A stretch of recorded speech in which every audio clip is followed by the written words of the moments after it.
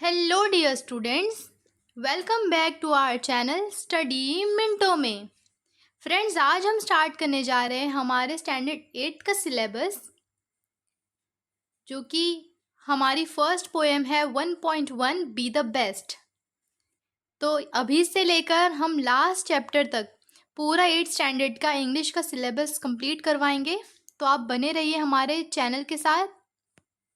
तो चलिए हम स्टार्ट करते हैं। बी द बेस्ट यानी बेस्ट बनो, सबसे बेहतर बनो। Be the best if you can't be a pine on the top of the hill, be a scrub in the valley but be. देखिए, पाइन का मतलब होता है ये एक टाइप का पेड़ होता है फ्रेंड्स, जो कि बहुत ऊंचा होता है। तो जो राइटर है, जो पोएट है, वो हमसे कह रहे हैं कि अगर तुम एक ऊंचा पाइन का दरख्त नहीं बन सकते, कहाँ पर? टॉप ऑफ द हिल यानी पहाड़ की चोटी पर अगर तुम एक पाइन नहीं बन सकते, be a scrub in the valley but be, तो क्या करो? पहाड़ पर ही एक स्क्रब बन जाओ। स्क्रब यानी एक छोटा दरख्त, एक छोटा पेड़। ओके, कि अगर तुम एक बड़ा दरख्त नहीं बन सकते तो तुम एक छोटा सा पौधा बन जाओ, लेकिन बनो the best little scrub by the side of the reel. लेकिन जो भी तुम बन रहे हो, अगर तुम पाइन नहीं बन सकते तो तुम स्क्रब बन गए, लेकिन जो स्क्रब तुम बने हो, तुम सबसे बेहतरीन स्क्रब बनने चाहिए। कौन सा स्क्रब? जो हमेशा नदी के किनारे मौजूद होता है। रील यानी नदी। Be a bush if you can't be a tree, और अगर तुम पेड़ भी नहीं बन सकते तो एटलीस्ट तुम एक बुश बन जाओ। ओके, यानी तुम एक छोटा सा पौधा बन जाओ। तो राइटर, जो पोएट है, वो हमसे ये कह रहे हैं कि तुम अगर बहुत ज़्यादा अपनी लाइफ में अचीव नहीं कर सकते तो तुम कुछ तो अचीव करो, मगर वो तुम ऐसा अचीव करो, उसमें ऐसी महारत हासिल करो कि तुमसे ज़्यादा बेस्ट कोई भी नहीं हो सकता। इसीलिए इस पोएम का नाम है बी द बेस्ट, यानी बेस्ट बनो। चलते हैं नेक्स्ट स्टैंजा की तरफ।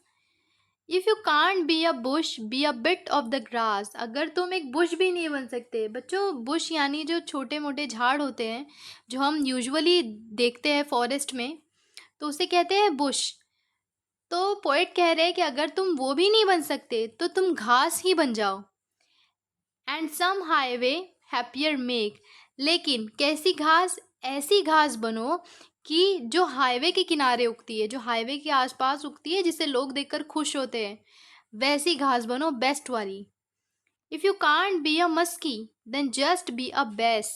मस्की यानी एक बड़ी मछली। ओके, ये एक फिश का नाम है। मस्की और बेस, जो मस्की होती है वो बड़ी फिश होती है, लार्ज फिश होती है, और वही जो बेस होती है वो स्मॉल फिश है।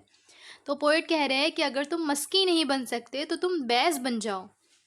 But the liveliest base in the lake, लेकिन ऐसा बेस बनो, ऐसी मच्छी बनो कि जो बहुत ज़्यादा एक्टिव रहती है अपने लेक में।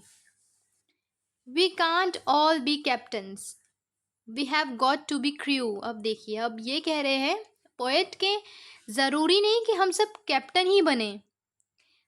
We have got to be crew. Crew यानी ऐसे लोग जो हेल्प करने में काम आते हैं, यानी जो टीम का हिस्सा होते हैं। ओके, ज़रूरी नहीं है कि हम हमेशा ही कैप्टन बने, हमें कभी कभार क्रू भी पढ़ना पड़ता है। क्रू यानी जो कैप्टन की टीम होती है, जो कैप्टन का कहना मानती है, उसे कहते हैं क्रू। तो ये कह रहे हैं पोएट कि ज़रूरी नहीं कि हमेशा कैप्टन ही बने, हमें क्रू भी बनना पड़ता है। There is something for all of us here, लेकिन यहाँ हमारे लिए कुछ ना कुछ ज़रूर है। There is big work to do and there is lesser to do, यहाँ पर बहुत बड़े बड़े काम भी है करने के लिए और बहुत छोटे छोटे भी। And the task you must do is the near, लेकिन तुम बड़े काम करो या फिर छोटे, तुम जो भी काम करो उसे पूरे दिल से करो। If you can't be a highway, अगर तुम हाईवे नहीं बन सकते, then just be a trail.